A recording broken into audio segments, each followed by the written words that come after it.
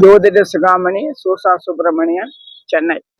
இந்த ஆஞ்சநேயர் கோயில் வந்து ரொம்ப பிரதிஷ்டமான ஒரு ஆஞ்சநேயர் கோயில். இது வச்சுட்டியாமா?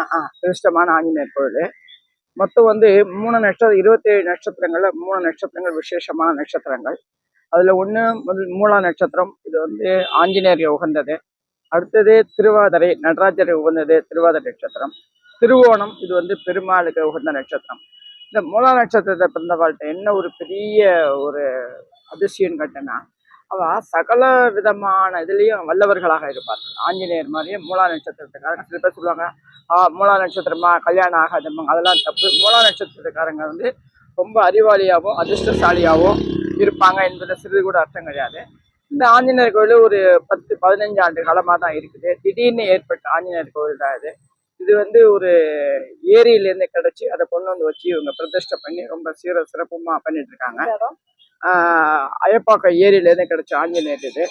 அந்த ஆஞ்சநேயரை கொண்டு வந்து வச்சு இங்க இருக்கிற ஆட்டோ ஸ்டாண்டுக்காரங்க ரொம்ப சிறப்பாக நடத்திட்டு இருக்காங்க. ஜென்ரலா இது அம்பத்தூர் தொழிற்பேட்டையில செகண்ட் மெயின் ரோடு இருக்குது. இது அம்பத்தூர் தொழிற்பேட்டை 3 மெயின் ரோடு இருக்கு. First main road, second main road, third main road. அதுல வந்து இது செகண்ட் மெயின் ரோட்ல இருக்குது இந்த ஆஞ்சநேயர். இந்த ஆஞ்சநேயர் ரொம்ப பிரதிஷ்டமான ஆஞ்சநேயர். இங்க சுத்து வட்டாரத்தில் உள்ளவங்க எல்லாருமே இந்த கோயிலுக்கு தான் வருவாங்க. இந்த கோயில 3 வேளை அன்னதானம் பண்றாங்க. டெய்லி சிறப்பு அபிஷேகம் நடக்கும்.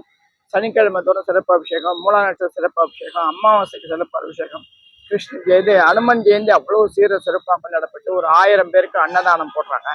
காத்தால அன்னதானம், மதிய அன்னதானம், 20 அன்னதானம், ஊர்வலம், பஜனைகள் எல்லாமே ரொம்ப சிறப்பாக நடக்குது. இந்த ஆஞ்சநேயர் கோயிலுக்கு வந்து போனாக்கா உங்களுக்கு நீங்க என்னென்ன காரியம் உங்களுக்கு பிரச்சனையா இருக்குதுன்னு நினைக்கிறீங்களோ அத்தனை காரியங்களும் இங்க வந்து சக்சஸ் ஆயிடும். அதே போல இங்க பக்கத்துல நிறைய கார் ஷோரூமு, 2 வீலர் ஷோரூம் எல்லாம் இருக்கு. அவங்கெல்லாம் வந்து பூஜை போட்டுட்டு சொல்லுவாங்க, சாமியை போன வருஷம் வந்து பூஜை போட்ட சாமி இந்த வருஷம் இன்னொரு வண்டியை வாங்கிட்டேன் அப்படின்னு எல்லாமே சந்தோஷமா சொல்லிட்டு போவாங்க. அதே போல திருமண தடை உள்ளவங்கலாம், சாமி இங்க வந்து நான் வியூஜிட்டுன்னு போனேன், செந்தூரட்டுன்னு போனேன், எனக்கு அடுத்த இதே கல்யாணம் ஆயிடுச்சு. அதே போல இந்த ட்ரிப்பு நான் வந்துட்டு போனேன், அடுத்த மாசம் நான் வரத்துக்குள்ளேயே எனக்கு குழந்தை பேர் கிடைச்சிருச்சு, குழந்தை நின்றுடுச்சு அப்படின்னு அவ்வளவு பெருமையா சொல்லிட்டு போவாங்க. இந்த 10-20 வருஷ காலமா அதை ரொம்ப நிறைய கேட்டிருக்கேன் நான். அதுல எனக்கு ரொம்ப சந்தோஷமா இருக்கு. நிர்வாகம் வந்து இங்க உள்ள ஆட்டோக்காரங்க தான் பண்ணிட்டு இருக்கேன். ஆட்டோ ஸ்டாண்ட்ல உள்ளவங்க தான் நிர்வாகம் பண்றாங்க. பொதுவா ஆட்டோ ஸ்டாண்டமா தப்பா நினைப்போம். ஆனா ரொம்ப சிறப்புமா அந்த ஆட்டோ ஃபங்க்ஷன் நடக்கும்போது அவங்க ஒரு வாரம் ஆட்டோவே ஓட்ட மாட்டாங்க. ஃபுல்லா கோவில் சமாச்சாரத்தை தான் பார்ப்பாங்க.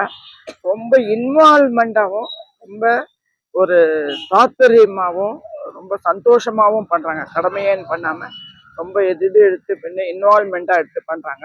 வரவங்க அவ்வளோ பேருக்கும் மூஞ்சி காட்டாம சாப்பாடு போட்டு, முதல் பந்தியில் என்ன போடுறாங்களோ அதான் கடைசி பந்தி வரையும் இருக்கும். அவ்வளோ தூரம் சாப்பாடு போடுவாங்க.